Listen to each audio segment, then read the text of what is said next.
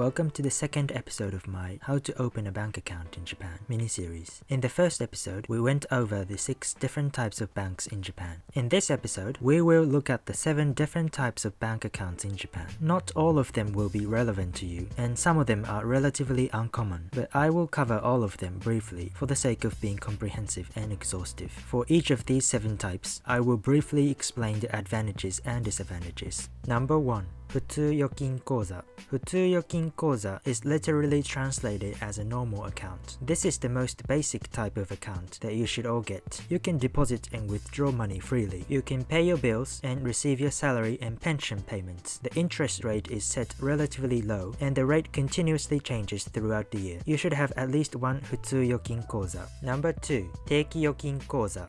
Teiki Yokin Koza is literally periodic account, but it is better translated as a fixed deposit account. When you create this account, you have to pick a date, usually a few years in the future, and until the day you picked comes, you cannot withdraw any money from this account. However, you get a higher interest rate than the normal account. The interest rate may or may not change during the fixed term. If the interest rate does not change, then the account type is called Kote Kinri Teiki Yokin. Kote means fixed, and kinri is the word for interest. If on the other hand the interest rate does change, it is called Hendo Kinri Teiki Yokin. Hendo means variable. You don't need this type of account if you don't want one, but if you're not living from paycheck to paycheck, you might benefit from having one. Number 3. Sogo Koza. The literal translation of Sogo Koza would be comprehensive account, but it is better translated as multi-purpose account. As the name suggests, this type of account serves a lot of different purposes.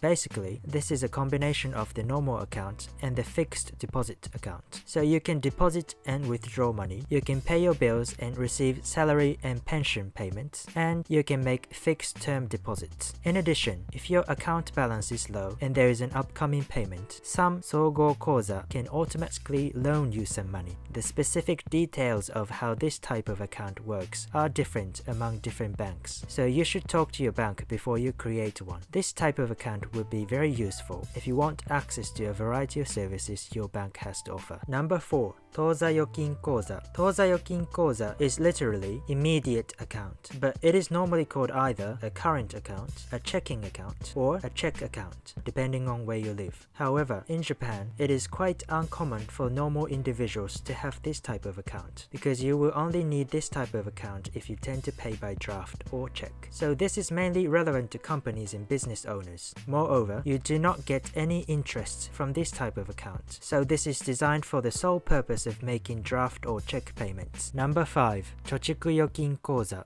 Chochiku Yokin Koza is literally a savings account. You can freely deposit and withdraw money, but you cannot automatically pay your bills or receive payments. You get a higher interest rate than the normal account if your balance exceeds a certain threshold. That threshold varies depending on the bank. Otherwise, the interest rate will be the same as the normal account. The interest rate also varies depending on your account balance, and in general, the more you have in your account, the better the interest rate becomes. This type of account would be great for people who have some extra money but do not want a fixed deposit account, which prevents you from withdrawing any money during the fixed term. Number 6. Oguchi Teiki Yokin Koza. This is normally translated as a large time deposit account. Oguchi means a large sum. This account will not be relevant to most people because each of your deposits must be at least 10 million yen. This account would be useful for people who have a lot of money or people who have just received their retirement money. Number 7. Tsumitate Teiki Yokin Koza.